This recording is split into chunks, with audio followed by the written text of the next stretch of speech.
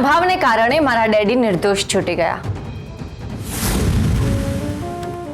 Vote? પણ આ કેવી રીતે શક્ય છે? આઈ મીન પુરાવા એમની વિરુદ્ધ હતા તો આ કેવી રીતે શક્ય થયું?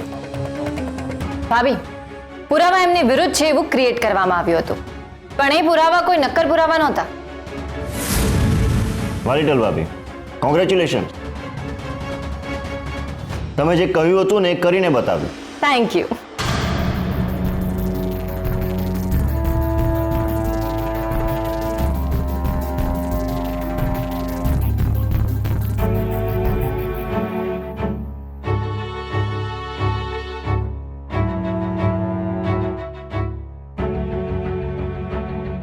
શું થયું ભાભી?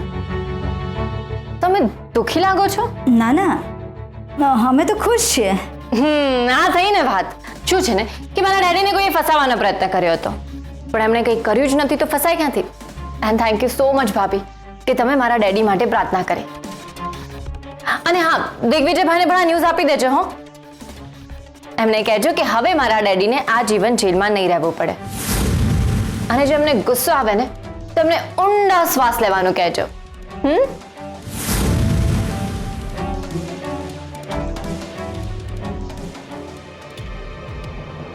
અરે ભાભી, ક્યાં જાઓ છો? સાંભળો, ખાખરો તો ખાઈને જાઓ. અરે લો, તમે ખાખરો ખાઓ. હા, ગોપી લાવી દઈ છે ને? હા, એ જ ખાખરા છે. સરસ છે. બહુ સરસ છે.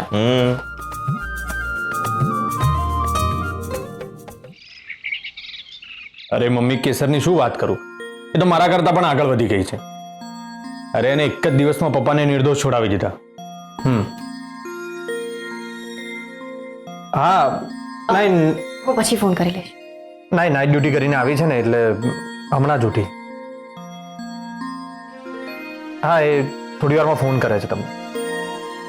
ઓકે, જય સોમનાથ. શું વાત છે રાણી સાહેબા? તમારા મમ્મી તો તમારા બહુ જ વખાણ કરતા હતા ને. કહેતા હતા કે હું ખોટી મારી દીકરીને ડફોલ કયા કરું છું. મમ્મી પણ છે ને. ના, પણ મને તો એમની વાત સાચી જ લાગે છે. કારણ કે મહેશ્વરીનું આટલું બધું પ્રેશર હોવા છતાં પણ તે તારી રીતે તપાસ ચાલુ રાખી અને એક જ દિવસમાં તારા પપ્પાને નિર્દોષ છોડાવી દીધા. Really very very very much proud of you. મારે છે ને આના બદલામાં તને કંઈક આપવું છે. પાક્કું? જો પછી આપવું પડશે. હો, આપ્યું. પણ એક મિનિટ, જો તું અમરબા સાથે અબોલા તોડવાની વાત કરીશ ને તો બજાર સમિતિની ચૂંટણીમાં ધ્યાન આપો ફોજદાર.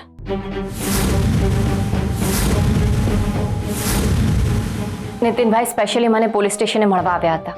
તમે પહેલા જેટલા ઉત્સાહથી કામ કરતા હતા ને એટલા જ ઉત્સાહથી ફરીથી કામ શરૂ કરી દો. જો હું તમને કોઈ શિખામણ કે ઉપદેશ નથી આપતી, પણ એ લોકોને તમારી પાસેથી બહુ જ અપેક્ષા છે. એ લોકો તમને ઉપરવાળાથી ઓછા નથી આંકતા.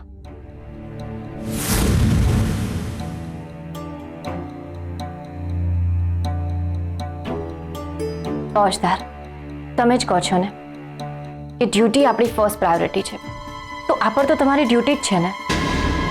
પ્રોબ્લેમ્સ તો બધાની લાઈફમાં આવે છે, પણ આપણે આપણી ડ્યુટી નહીં છોડવાની. એ વાત તમે જ મને શીખવાડી છે ને.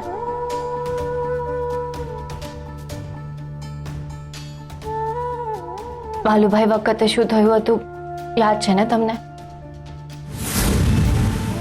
પારુલના બાપુને ના લઈ જશો.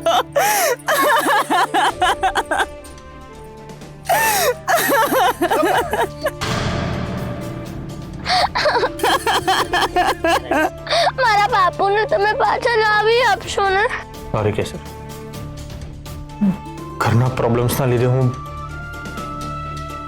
બટ કેસર આઈ પ્રોમિસ કે હું બીજા કોઈને બાલુ નહીં બનવા દઉં.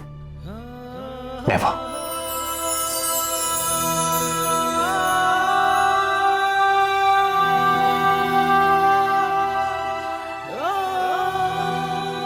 એન્ડ થેન્ક્સ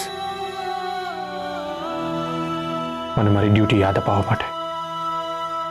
હવેથી તે અને જે લોકોએ મારી પર ભરોસો મૂક્યો છે ને એ લોકોને મારા તરફથી ક્યારેય ફરિયાદ નહીં આવે.